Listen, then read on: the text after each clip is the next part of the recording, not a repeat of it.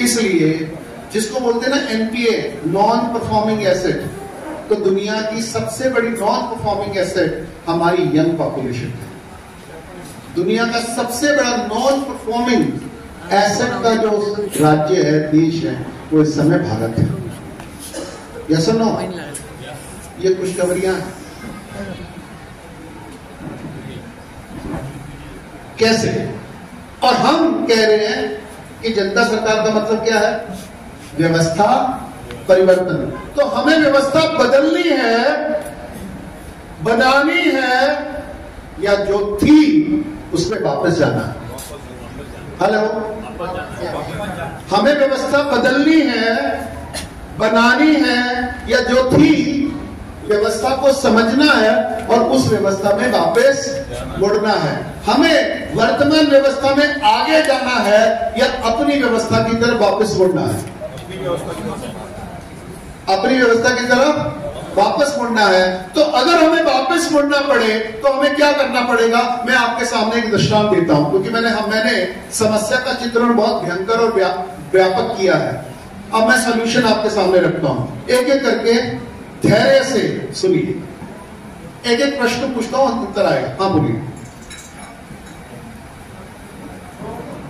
Louder. वर्तमान समय में जो व्यवस्था चल रही है, हाँ, ये व्यवस्था है या अव्यवस्था? गुड। तो आज से हम क्या बोलेंगे?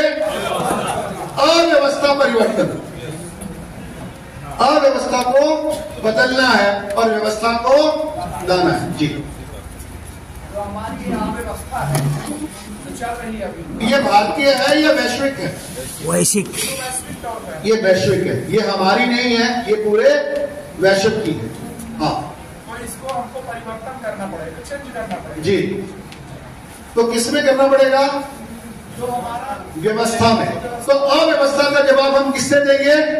व्यवस्था से। तो हमें मंदिर से नहीं जाना, हमें धर्म की ओर नहीं जाना, हमें जाति की ओर नहीं जाना, हमें पार्टियों की तरफ नहीं जाना, हमें इलेक्शन की तरफ नहीं जाना, और हमें कॉन्स्टिट्यूशन की तरफ भी नहीं जाना, क्योंकि हम राज व्यवस्था की बात नहीं कर रहे, हम धर्म व्यवस्था की बात नहीं कर रहे, हम अर्थव्यवस्था की बात नहीं कर रहे, हम समाज व्यवस्था और प्रकृति व्यवस्था की बात कर रहे हैं। ये बात क्लियर है? yes.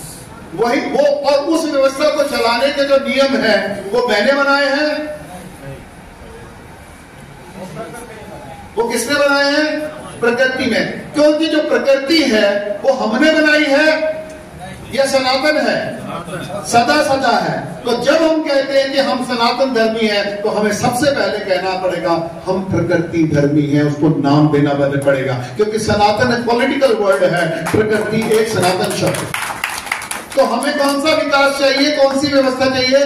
प्रकृति केंद्रित। अच्छा, इंसान प्रकृति को नियंत्रित करेगा या इंसान प्रकृति के साथ सहयोग से जिएगा? यस। तो अगर इंसान प्रकृति के साथ, प्रकृति को सम्मान मान देना शुरू कर दे, प्रकृति को समझना शुरू कर दे, तो क्या होगा? मैं उसका एक छोटा सा चित्रण आपके सामने करता हूं। मान लो आज लॉकडाउन आ जाता है और हम समाज सत्ता के रूप में, यहां कौन बैठा है? समाज सत्ता, जिसका नाम क्या है? जनता ही। क्योंकि असल में जो सत्ता होती है वो किसकी होती है? जनता की। राज्य सत्ता को राज किसने दिया? जनता ने। क्योंकि वोट किसका है? आपका है। और नोट वालों को नोट किसने दिया? क्योंकि नोट किसका है? आपका।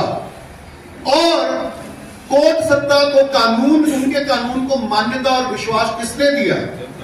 जनता ने। क्योंकि नोट भी हमारा है, कोर्ट भी हमारी है, और वोट भी हमारी है, और धर्म सत्ता के ऊपर विश्वास किसने रखा? हमने है। तो असल ताकत जनता का विश्वास है। असल ताकत क्या है? जनता का विश्वास। जनता के विश्वास के द्वारा ही नोट चलता है। जनता नोट में विश्वास करती है तो ही हम उसका लेन देन करते हैं, इसलिए वो फंक्शन करता है। जनता नोट पे विश्वास करती है, अपनी वोट पे विश्वास करती है कि मेरी वोट सही जगह की है, इसलिए हम उसको अपना नेता स्वीकार करते हैं। जनता ने मिलके अपने कॉन्स्टिट्यूशन के ऊपर विश्वास रखा कि वी द पीपल हम हैं, इसलिए ये कानून काम करता है।